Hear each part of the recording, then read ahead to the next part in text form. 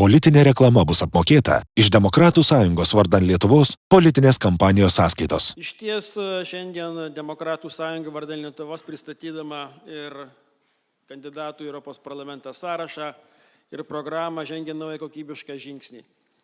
Ir tas žingsnis galbūt išskirtinis yra pirmiausiai tuo, kad skirtingai nuo daugumos mūsų kolegų, oponentų politinių, mes nematome Europos parlamento kaip šiltos, patogios, jaukios, nieko neveikimo darbo vietos. Arba už viso gyvenimo nuopelnus toj politinėje bendruomenėje siunčiamus žmonės tiesiog į prieš pensijinį politinį tam tikrą etapą. Mūsų sąraše yra atliepiama tai, ko reikia šiandien, ko reikės rytoj, ko reikės už galbūt 5 ir 10 metų Europai, Europos parlamentui, o tuo pačiu ir Lietuvai.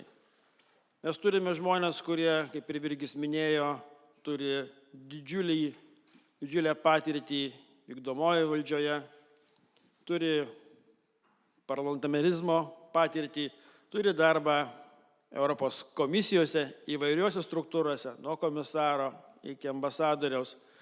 Turime jaunų žmonių, atstovaujančių Lietuvos jaunimą, kur taip pat yra ambicinga darbotvarkė, europinė darbotvarkė, kalbant apie mūsų ateitį. Turime ekonomistų, turim medikų, turim nacionalinio saugumo specialistų, kurie parodė, kad gali dirbti šitoje srityje sėkmingai. Turime labai stiprius žmonės atstovaujančius ir socialinę ekonominę politiką. Ir esam pasirengę ir pasiryžę darbuotis tenai. Aktyviai darbuotis, pirmiausiai tai vardan Lietuvos ir vardan Europos, dėl ateities mūsų visų. Jeigu mes tiesiog prisimintume, kad ir dabartinė Europos parlamento kadencija ir paklaustume tiek jūsų, tiek visuomenės, ką mūsų koks nors išrinktas Europos parlamento narys, kokį indėlį padarė, kad Europa būtų stipresnė, socialiai teisingesnė, mažiau radikalesnė, kaip tai atsiliepia Lietuvai, iš esmės mes negirdime jų. Dėl to, kad ten yra patogu, ramu, saugu ir šilta. Tai mūsų žmonės sąraše pasiryžę dirbti, arti ir ginti pirmiausiai Lietuvos interesus, o tuo pačiu demonstruoti kitą politinę kultūrą, kitą požiūrį į Europos parlamentą ir suvokimą, kad daugybė klausimų liečiančių mūsų kiekvieną čia esantį, kur mums daugiausiai atrodo, kad kas ten tam Europos parlamente, ką jie ten sprendžia, kam jie reikalingi.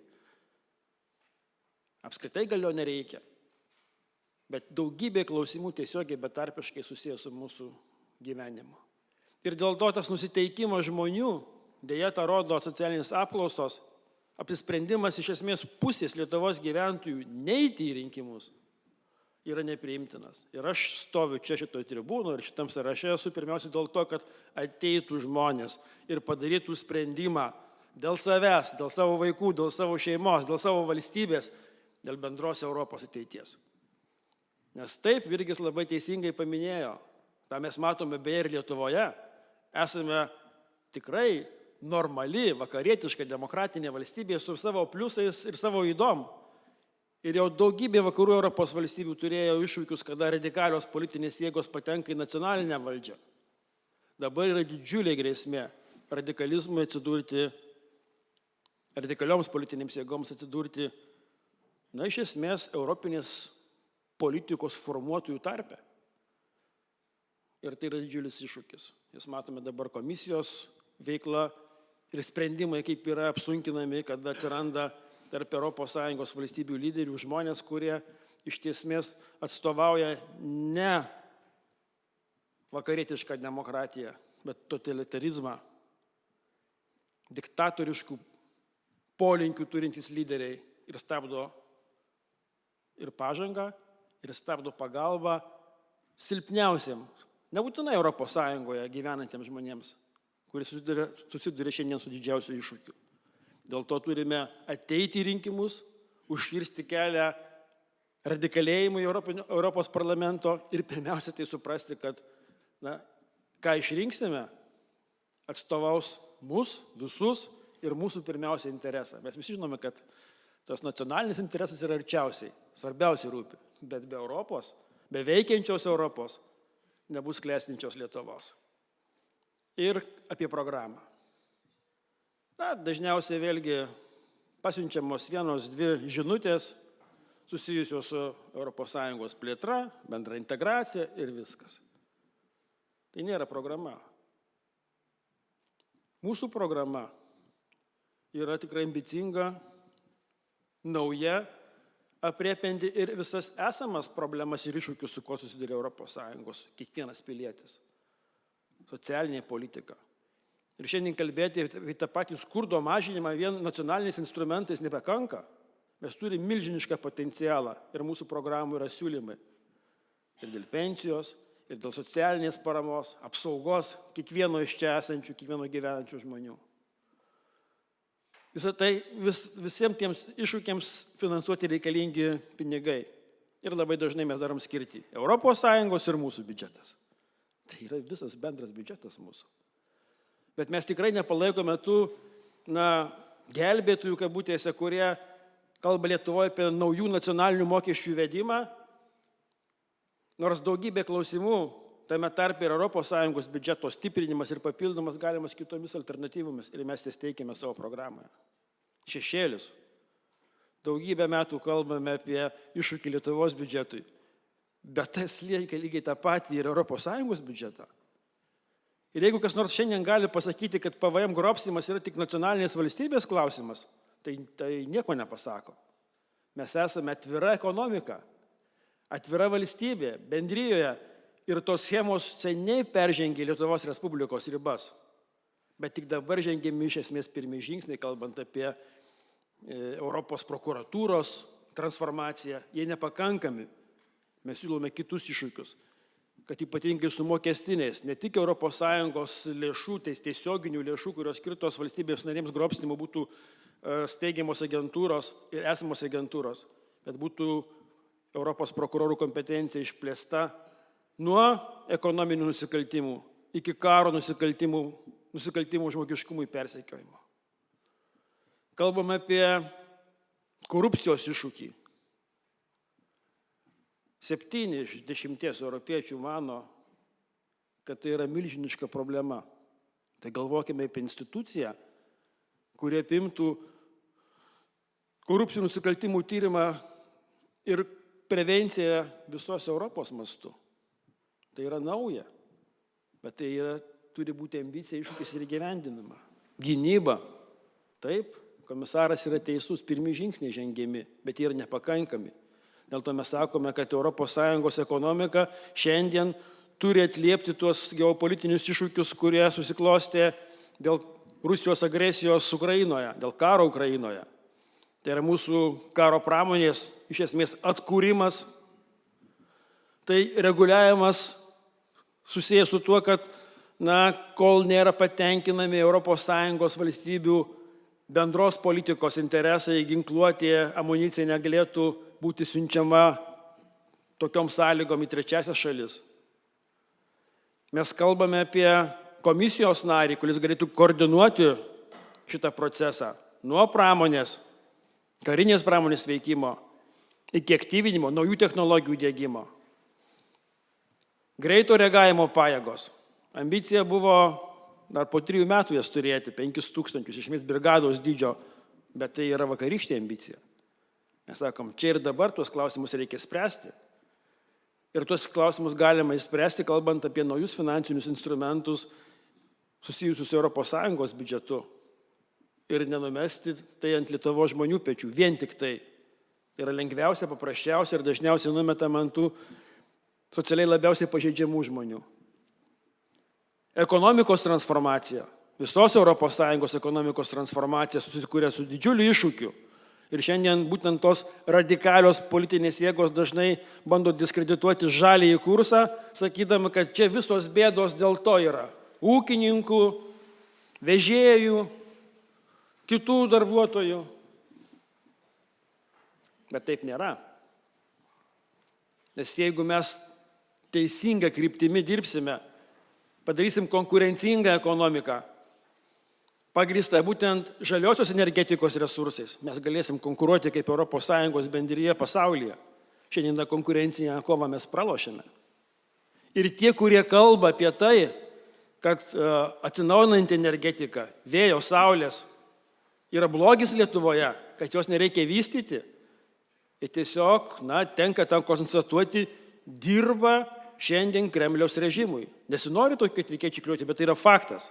Jeigu Vokietijos ekonomika, kuri yra milžiniška, imli energetiniams resursams, galėtų pereiti prie žaliosios energetikos, tai nebūtų vėlgi tos priklausomybės Vokietijai didžiausiai, galingiausiai Europos ekonomikai nuo Rusijos. O Lietuva įdiegus tai, kas numatyta mūsų vyriausybės parengtoje strategijoje, energetikos strategijoje iki 2050 metų, mes galėtume ne tik tai būti valstybė pasigaminančių 100% žalėją energetiką savo reikim, bet būti pagrindinė importuoti ir aprūpinti Vokietiją. Švaria, gera, pigia, nepriklausoma elektros energija, nesusijusia su Kremliaus interesais. Tai turime žiūrėti ir plačiau. Ir noras, kad Europa būtų silpna, susiskaldžiusi, yra ne tik radikalių politinių jėgų veikiančių ES mastu, bet ir tų, kurie pirmiausiai turi blogus geopolitinius kėslus, vakarų demokratiją, aš kalbu pirmiausiai apie Kremliaus režimą, bet lygiai taip pat apie tą pačią konkurenciją. Nes konkurencija ekonomikoje yra ir ES, ir Jungtinės valstijos, ES ir Kinija. Tai ir toj ekonominiai kovoje mes negalim pralaimėti. Mūsų programoje yra atliepti lūkesčiai, kaip mes galime tapti stipresni, saugesni, socialiai labiau garantuoti.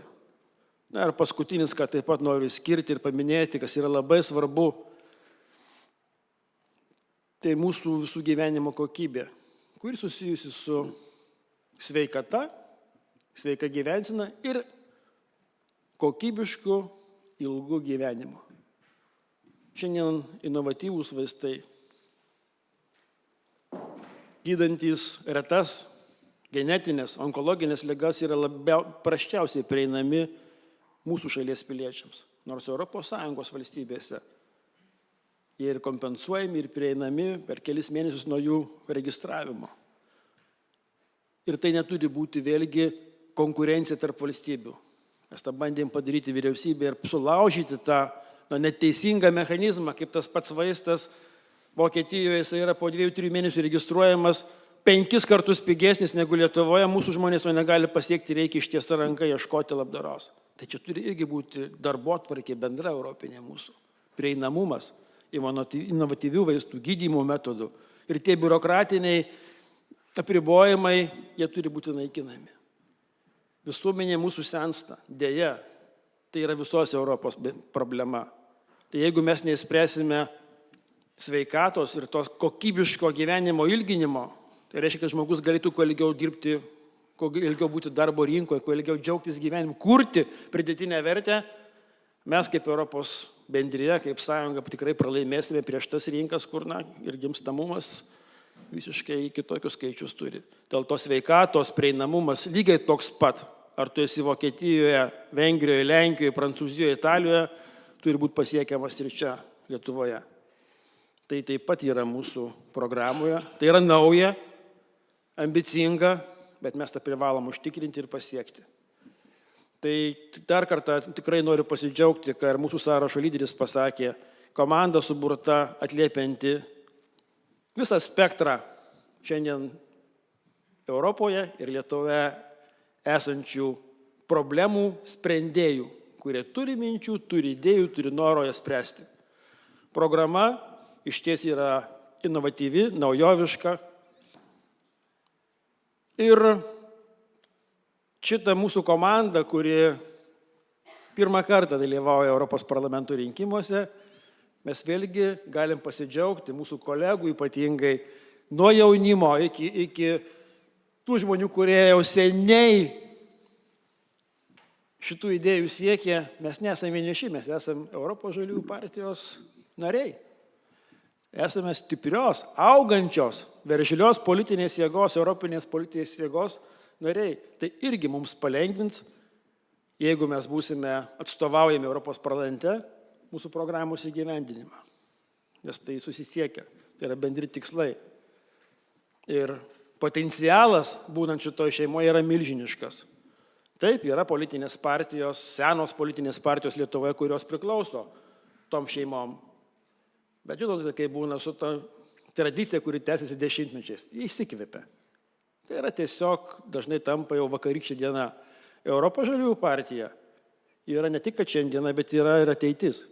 Ir mes džiaugimės, kad toje ateityje su ta bendruomenė kartu dalyvaujame šitame iššūkyje, pirmam iššūkyje mūsų Europos parlamento rinkimuose. Tai ačiū visiems už tai, kad pasiryžote, kad sutikote, kad aukojate savo darbus tam tikrus, įsipareigojimus, galbūt atdvejojate dėl to, kaip galite atsiliepti, nes tikrai daug yra žmonių pavydinčių, nenorinčių, kad dalyvautų vienas ar kitas pareigūnas galbūt ar kolega tokiuose rinkimuose.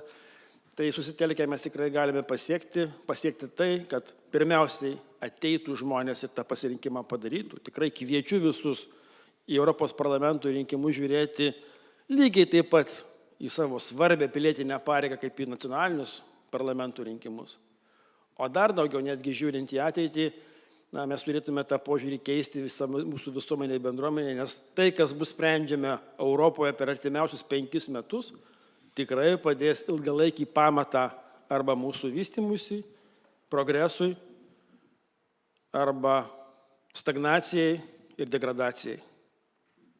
Pirmin, vardan Lietuvos, vardan Europos, už veikiančią Europą.